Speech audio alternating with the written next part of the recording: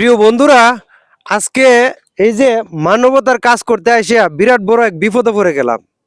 বিপদটা হচ্ছে, আমি যে ব্রিজটার উপরে দাঁড়িয়ে আছি, ব্রিজটা হচ্ছে আখাউড়া বৈশলের ব্রিজ। এটা বৈশলের ব্রিজ। এটা এখন কথাটা হচ্ছে, আমি যাই না আসলাম ওই রোড দিয়া, মানে বাইপাসের যে রোড, ওই রোড দিয়ে যাই না ছিলাম। মানে ওইখানে পুলিশ ফাঁড়িতে মানে অনেক চেকিং চলতেছে।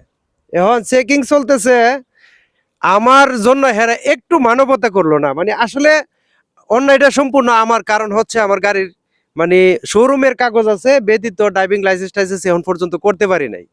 তো গাড়িও একবারে ভাঙ্গে গেছে, এই গাড়িও চেঞ্জ করতে হবে, কিন্তু অর্থের অভাবে কিন্তু গাড়িটাও চেঞ্জ করতে পারতেছি না। এখন এই ওনারে আমি অনেক রিকোয়েস্ট করলাম যে ভাই, আমি তো যাচ্ছি একটা মানবতার কাজের জন্য, মানে একটা অসহায় ফ্যামিলির জন্য 1 মাসের রমজানের বাজার নিয়ে, আমাকে ভাই একটু যদি দয়া করতেন। তখন আমারে বলতেছে ওইলে গাড়ি ডুহাই এনো। তখন আমি তো দুর্বল হয়ে গেলাম। পরে কইতেছে গাড়ি না ডুহাইলে ঘুরে যাওগা। এখন ঘুরা যাইতে গিয়েছে রে, এখন মনে করেন কমসে কম প্রায় 7-8 কিলো ঘুরতে হয়েছে।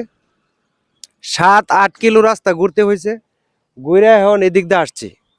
তো আইসা প্রিয় বন্ধুরা, মানে এই যে ব্রিজটা, মানে দেখেন এদিক দিয়ে কিন্তু মানুষের চলাচলটা খুব একটা কম, কিন্তু সবাই সবাই ওই বাইপাসের রুট দিয়ে যা, কিন্তু এই রোডটা একবারে ফ্রি থাকে।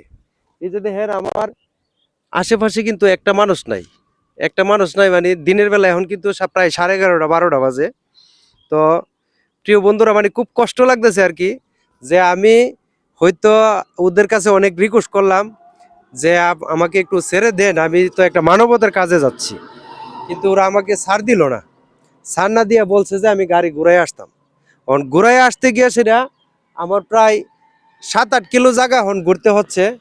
মানে যে জায়গাটাতে গাজীর বাজারে যামু, গাজীর বাজারের পাশেই জায়গাটার নাম আমি হয়তো স্মরণ নাই আমার, হয়তো পরবর্তী ভিডিওতে দেখবেন যে জায়গাটা।